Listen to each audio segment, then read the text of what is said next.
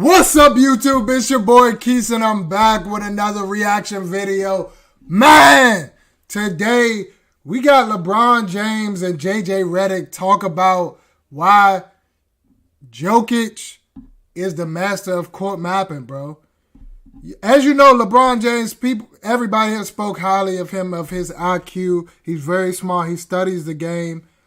From listening to JJ Redick, he's very smart at basketball as well, bro. He knows basketball to the T. High IQ basketball players, man. I wanted to hear what they had to talk about. Nikola Jokic. Jokic, the Joker, man. I think he's the best center in the league, bro. Embiid or him. But really, I'm going to just go with Joker, bro, because he's more my style of player. But yeah, man. I think the Nuggets go to the finals, bro. I don't got Gobert stopping Jokic, even though it's more of a team effort, but Jokic is going to fry Gobert, Rudy. He's going to fry him, bro, easily. But let's get into it. There's this concept. That's not a concept, really, but my friend who coaches for the Timberwolves put up these lists of attributes for basketball athleticism. And look, I'm not going to go through all the physical ones. You can guess them. Vertical plane, balance, coordination, agility, all that stuff.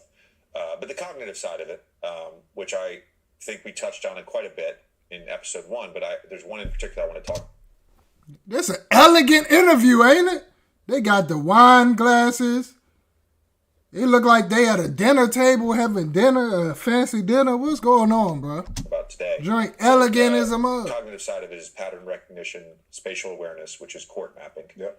Anticipation, cognitive load, mental bandwidth, essentially your processing speed, right? Yep. So the court mapping part, I think, is really interesting. So there's a bunch of guys that do it. So court mapping, an understanding of the players on the court, where the empty space is and how it can be exploited. I think LeBron James is very good at this, so this is going to be a good topic. He can tell what's going on, where people should be. He can move people. If he do this, you do this. Like, he's very good at that, bro. That's why he's won the championships he won. I think at a higher level than anyone else. And the analogy I would use is if you were to get a new car, and let's say this new car, it was like 2009, Okay. before Apple CarPlay, before Android Google Play. You remember you used to get a car, and the map would have to download. Yeah. Okay, so there's some guys, the map only gets 30% downloaded. There's some guys, maybe it gets 60% downloaded. There's a lot of guys that I think are at like 80 or 90%. Yeah. The map has been downloaded Very nice, so that you can actually start the car and get most places you want to go. Yeah. And then there's like a handful of guys, the map has 100% downloaded. Right. And they've mapped the whole court. Their pattern recognition is a 10 out of 10. Their anticipation is a 10 out of 10. And that, to me, is a game changer. We were talking about the not all spacing is created equal. LeBron James, 100% downloaded. You remember in your game the other night against the Warriors, Steph's over in the corner. Gary Payton is in the left wing, and Steph is pointing at him, right? Ball's all the way on the right side, all the way in the right corner. Steph is pointing at him, pointing at Gary Payton. Because his man is all the way in the middle of the paint. So he knows if you swing it to Gary Payton, the DHO happens, and he came off, faked the three, resurfaced, shot it, and won. Rui Hachimura talk shit to D-Lo. Yeah. It's part of the reason I don't. Again, it's personnel based. I talked to my teammates today about that. About Steph Curry. In the film session. We had film today, and we watched clips of Golden State. We watched clips of the Hawks game that we just had our last 2 games. There was a clip where we gave up way too much space to Clay. We got caught looking at the ball in the air. The ball finds the ball in the post to one of the Golden State Warriors. And for a split second, we had one of our guys looking at the ball. And as soon as that happened, Steph set a rip on Clay and he gets a three. The next clip we showed I had Steph in transition and Steph cuts back door. And I'm body on body. I didn't fucking look at the ball the whole time. And I know that goes against every coach. Yeah. Ball, you basket, see the ball. The ball is the problem. The ball is not the problem with Steph Curry. Exactly. Because the moment you take your eyes off him, he's going to go around the screen, catch, and jack that joint. Net. Now you just got a 3 hit on you. Certain players, the rules got to bend for, bro. He's the fucking problem. Steph is most dangerous when he doesn't have the ball, which is not. It's not many guys all time in our league that's most dangerous without the ball. Yeah. I'm telling them, listen, guys. I've been in more than enough wars with those guys. More than enough. I understand it, so I get it. I come from a different point of view, POV. But when Steph decides to cut inside the lane, don't relax. He's coming back up. Right. Yeah. He's coming back up. But you have to have, that's reps and reps and reps and reps of actually guarding something that's uncomfortable. Guarding Steph is uncomfortable. And athletes everywhere, including myself, swear by this. It's better, it works, and I'll tell you why. You may already... The problem with our guys in our league, they're not comfortable with being uncomfortable. And that's why Steph and Golden State will always be relevant. Because they play an uncomfortable style of play. Do you hate that? I hate it when you don't have the personnel to match it. I just used the word hate. I hate it. AKA, I hated playing with this Laker team that don't know what they doing, bro. Or that can't handle stuff like that. That's what he mean. Slight little punch in the gut to his teammates. Going back to that Gary Payton play, though. I know exactly the play. No, I know, but hold on. But this is so. There's an anomaly to this, of course. I really hate the dunker spot. I'm not going to make the same mistake as episode 1. So. It's all good. No.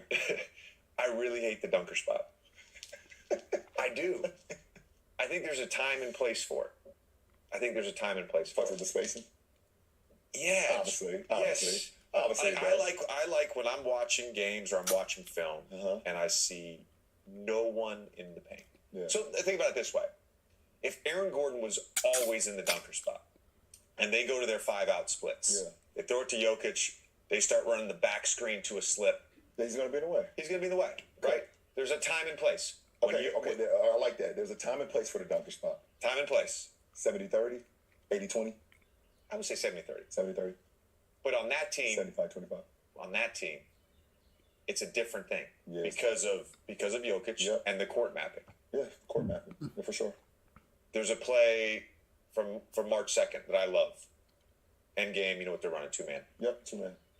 Jokic crosses the court on the right side. Jamal Murray's got the ball on the left side. They're going to go to that high pick and roll. Murray to his right hand. Correct. And Jokic, I think it was Peyton Watson. He's like, stay on that other side. No, he said, go to the right corner. So Peyton Watson was in the left wing, goes to the right corner. Yeah. They get to their 2-man. It eventually ends up with Jokic. Gordon's doing cat and mouse in the baseline. Yeah. And he spins, and it literally looked like a shot. He's about the shot. And he does like this. Yeah. And lob dunk, right? Lob dunk. Yeah. That is court mapping. It is. Because he knew getting that guy over there. Yeah. He knew getting that guy over there. Yeah. Would make you have to make 100%. He's at 100%. His map is at 100%, bro. That's what I love about basketball is the beauty of it, the IQ, seeing great plays happen, bro. Understanding why that great play happened. That's what I like to see, bro. Listening to these two talk with their IQs, they're very high IQs, bro. I just want to listen and take it in so I can learn more. a tough decision. Yep. Do I help on his spin? Do I let him score? Yep. Or do I stay home on Aaron Gordon? Yep. And it helps. And then it's the anticipation, the cognitive load, all that stuff. Yeah, I saw a stat on Jokic last year, and I don't know the exact number, but in the finals, in the finals versus Miami, he shot like 70% from the free throw line in. Like catching the ball at the free throw line, either or floaters when he catches in the pocket, like 74%. That's insane. So when he turns and he's going to this, you're thinking, okay, let me try to get a contest. Meanwhile, he has Aaron Superman Gordon flying in from the corner. By the way, give credit to Aaron Gordon. Absolutely. Because he's figured that out, that part of it out. The reason I don't know. Delay. A 5-out action that teams will flow into if the ball is given to the trailing center after the initial transition attack. In addition to the trailer, there are 2 players spaced in both corners and 2 players spaced at each 45. That's tough. Normally like the dunker spot, though, is because I think what Gary Payton did and what Ben Simmons did, and to an extent when in LA, when we ran 5-out, we called it delay. When we ran delay, we would have Ben or Blake at the top and DJ in one of the slots. And then he's screening for off the ball for Jamal, for me, for CP, whatever. Mm-hmm. It's just harder to guard to me. Yeah. This is Aaron again Gordon unlocked everything for 100%. Yeah, for them. This is again terrible. I like your courts. As the more, different courts, depending the more on wine I've had, the worse these courts have got. All right, I'm going to put a dunker spot guy. That is the dunker spot guy. Okay. All right. So you're an ISO on the left wing. Yep. I'm very curious about this. Yep. And if you don't want to give away secrets, that's fine. Obviously, if you look at Bucket, I'll troll. If you look at 1980s, 1990s, right, and you had an ISO on the left wing, this is what you're looking at, right? Yeah. There's no 2-9. You're No, not coming over. Can't move. You can't move. Literally right there. Can't move. In today's NBA, this guy can 2-9. All the way over, 2-9s, all the way strong. But let's say he just floods all the way. Yep. Let's say he floods all the way. This guy moves inside. Yep. Okay, so now you're looking at essentially defense, plus the guy on the ball. Boxing and elbows. Yeah. Mm-hmm. On the left wing. Yep. I hate it. I don't like it. I don't. What is your sort of checklist here on this? Depends on what the clock is. Okay. Obviously, if I have more time in the shot clock, then I'm going to rearrange that lineup. Meaning, I'm sorry, not alignment. Alignment, yeah. I'm going to rearrange the alignment to make it better for not only me, but for the team. I don't like catching on the wing and sitting on the wing and allowing a defender X5 to come over and tilt, strong side, cleanse itself, and just stay there. X4, X3, or X2, get to sit inside the big on the other side. Now you got the box and the elbows covered. If I have enough time, I'm going to send one of my best shooter on the floor to the strong corner. So now, if they want to tilt strong side, I create the 3-on-2. I want to create the 3-on-2. It'd be very difficult. So just to be clear on that, you want to create the 3-on-2. So by sending the top guy, essentially, to the strong side, your side, you want to now get middle. Yes. Create a two on the ball. Now you got a 3-2. And if that big wants to stay on the strong side that I was ISOing, I got too much room to work with on that side for my teammates. Yeah. And it's not about for me. It's about creating the advantage on the other side. There's not much advantage when I'm sitting on the wing and I have 4 guys staring at me. Yeah. If it's short clock, obviously my job is to tell the big that's being, in the paint in the dunker, you gotta duck in, get to the middle of the rim to make him guard you. So when I do swing, we do have an advantage on the other side, but I don't like that alignment. I'm more of a 3-1 guy. When I have the ball, I like my best shooter in the strong corner, either from on the left wing or the right wing. And I like a 3-line assembled on the other side. You want to get the flood guy the fuck out of there, basically. Fuck out of there. And I like a guy down in the I know you don't like the dunker, but I like him down. And then a guy in the corner, guy on the slot. But No. Hold on. I will say this. On a left wing or right wing ISO or post up, I got no problem with the dunker. It's good. Because if no one's at the basket in that spot, if you're the only guy on the side of the court, right.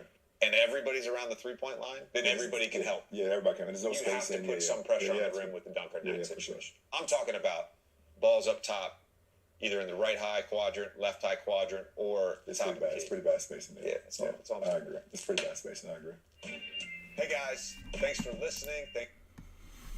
That was a good video, man. A lot to learn. They was talking that talk, man. Two high IQ guys. One of the GOATs and JJ Redick, one of the best shooters. Yeah, that's played the game, bro. Of course, Steph Curry is the best shooter, but JJ Redick was a shooter, bro. Straight up.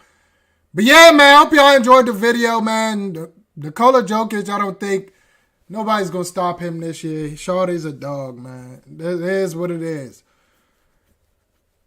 Yeah, I'm going to watch Canelo tonight. Canelo fight Munguia tonight. Gotta watch that. That's going to be a big fight, man. I might have to create a page for boxing, bro, because I love boxing, man. React to straight boxing.